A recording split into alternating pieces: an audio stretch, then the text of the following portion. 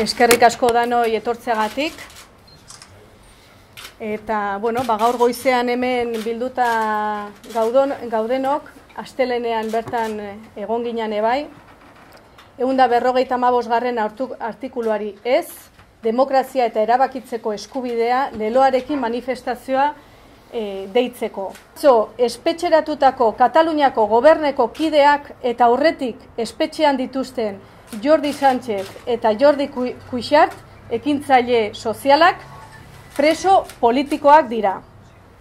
Honek guztiak agerian utzi du beste behin Espainiako estatuaren izaera antidemokratikoa eta autoritarioa. Espainiako estatuak ez du inolako berme demokratikorik eskaintzen bertan bizi diren herrientzat eta herritarrentzat. Espainiako estatuan, esan bezala, preso politikoak daude.